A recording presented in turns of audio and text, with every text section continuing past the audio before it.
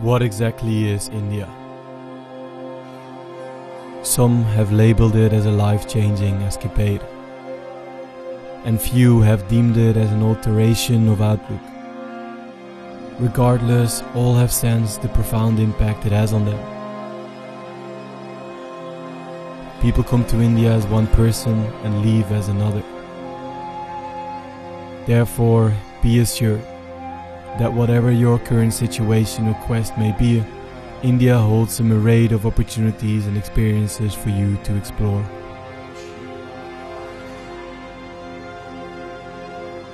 India, Bharat, it's a country of celebration, exploration of mind and body, soul.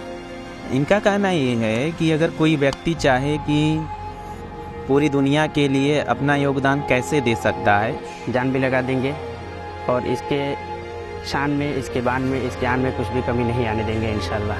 हम सब का यही नारा है। और चलते चलते वहाँ तक भगवत प्राप्ति तक पहुँचता है। So I've been asked to visit India many times, so I knew that eventually it needed to happen. For some reason I always delayed my visit, but there I was, roaming the streets of India. At first the sounds, the smells and the sights of the country were overwhelming to say the least, but in the best possible way. Everywhere I turned there was something new to discover. From the bustling bazaars filled with colorful textiles and spices to the tranquil temples with their intricate carvings and peaceful atmosphere. But most of all I found myself drawn to the people of India. Their warm hospitality and genuine curiosity about me and my travels were a constant reminder of the country's rich cultural heritage and deep sense of community. I savored every moment I spent chatting with locals. But of course, no trip to India would be complete without visiting the most iconic landmarks and its festivals. And as the celebrations of Holi were just around the corner, we visited India right on time for its craziness and spectacular show.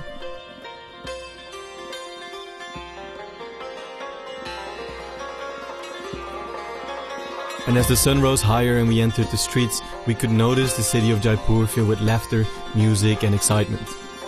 Holi is a festival of colors that marks the arrival of spring and the triumph of good over evil. It's a time when people forget their differences and come together to celebrate life. And this is exactly something we were about to embrace to its fullest, period. I mean, come on, I've had my parties in life, but this was next level. And beyond the chaos, I could see the genuine warmth and hospitality of the Indian people.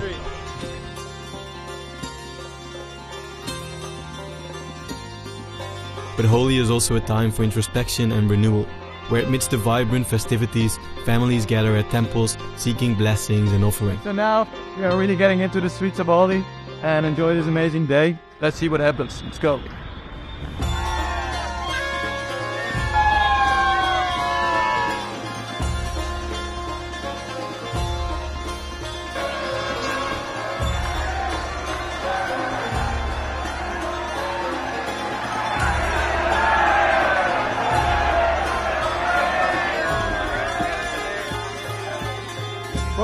Probably my favorite festival I've ever been to. Oh, it's amazing. So much fun, so much joy, and everyone's enjoying themselves, bro. I was sick.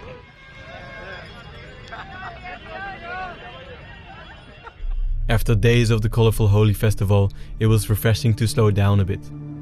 India is the oldest civilization on earth, yet it's still so full of life and tradition. You can see evidence of the country's ancient past mingling with its vibrant present. In my eyes, it's this fusion of old and new that makes India so unique and endlessly fascinating.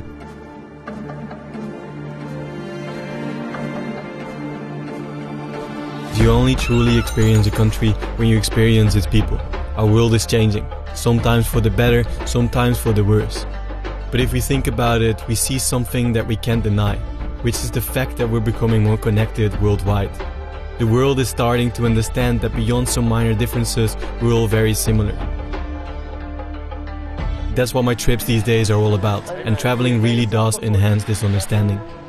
So as we visited India, we knew we wanted to learn more about its people.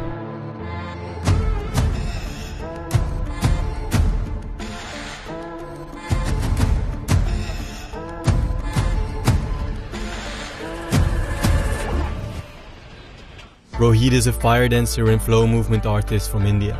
He explained to us that fire dancing has a long history in India and is closely tied to the country's spiritual traditions. In ancient times, fire was seen as a symbol of transformation and purification. So our goal was to combine our passions for art to make something truly unique. And that's exactly what we did.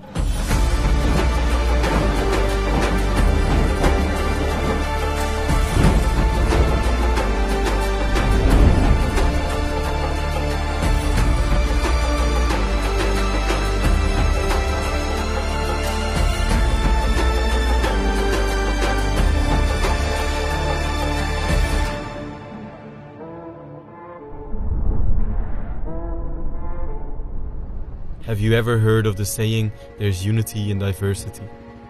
This is what India constantly reminds me of. As we stand here in Varanasi, one of the oldest and holiest cities in the world, I am struck by the incredible diversity of people, cultures and beliefs that coexist here.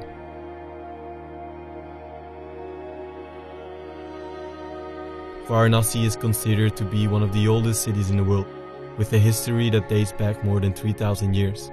The city is located on the banks of the Ganges River, and it has been an important cultural and religious center since ancient times. In fact, the city is so old that it is often referred to as the Eternal City. It is believed that Lord Shiva, one of the most important deities in Hinduism, founded the city himself, making it an important pilgrimage site for Hindus from all over the world.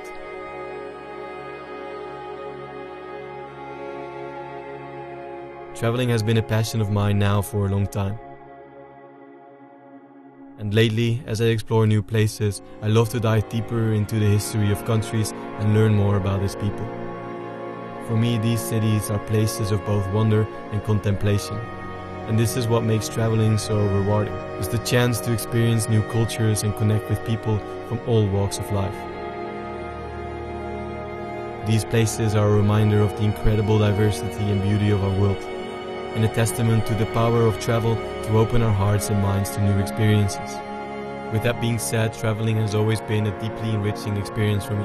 Whether it was trekking through the rugged mountains of Mongolia or exploring the vibrant markets of Indonesia. Each new place I visit brings with it a wealth of new experiences and insights, from the fascinating cultures and traditions to the breathtaking landscapes and wildlife. But what I take home with me from these experiences is more than just memories and photos. It's a deeper appreciation for the world around us and a renewed sense of wonder and curiosity. And that's when we got to know about a new place all the way in the north of India. And after a couple of days of doubts, that's where we headed next. Hi, bro. Thanks for helping us. Yeah, bro. Because I thought it was going to be warm here, but apparently it's going to be minus 16 degrees. So I'm not sure what to get. I think I'm just going to get some thermals, because I got a jacket with me. But where we're going to is going to be minus 16 degrees, so let's get a thermal. So we just got to Delhi. We spent the entire day in the car. So that's one day of traveling. Now 11:10, and we've been waiting for 2 hours. Hopefully the bus comes, but it's definitely not on time. But yeah, we got 8 or 9 hours in this bus. So. Bro, that was the longest drive ever. And all the roads at one point were all swirling like that, so I couldn't even sleep. But it's also very cold. Right, I'll admit it, I'm somewhat impulsive. But this level of spontaneity was even new to me. So obviously this is not going to be our drive for the next day, because obviously doing 9 hours in this car wouldn't work. Let's get to the taxi. Good morning, we're still on our way to the Key Monastery. But first we did 9 hours to get to Delhi, then we did 9 hours for the night. And yesterday we did 8 hours, and now we're here. I unfortunately got very sick, so we didn't vlog yesterday evening when we got to the hotel. And we got 13 hours left in total, so I think 7 today and 6 tomorrow. Then we're finally there. So it's a day later again. We haven't advanced yet because yesterday we got stopped by the police and we need permission to go to the Key Monastery. We got 4 hours left to go. We finally got permission, but our visa expires in 3 days. So we're going right now. Hopefully we can shoot tonight, and then tomorrow we leave again back to Delhi because we gotta catch our flight and make sure we don't stay in the country while not having a visa. So let's go. Alright, so we finally made it to Key Monastery. I cannot believe it. This morning we thought we were gonna return, but now we're actually here. It's at 4,200 meters, so that's why I got exhausted by this walk already. Alright, so far we haven't seen any monks yet, but it says here that there's a silent zone, so we'll probably meet the people who live here. Key Monastery is a Tibetan Buddhist monastery located at 4,200 meters of altitude. It's far out in the Spiti Valley of Himachal Pradesh, India. Its history, architecture, location and way of life are what makes this place so unique. A place so special is meant to be understood. However, unfortunately it took us 5 days to get here, so we were only able to stay for 3 hours before heading back. But I guess that's what traveling is all about sometimes. It's clear that Key Monastery is not just a physical place, but a living embodiment of the values and traditions of Tibetan Buddhism. It's a place where visitors can connect with something deeper and more profound than just the sights and sounds of a tourist attraction.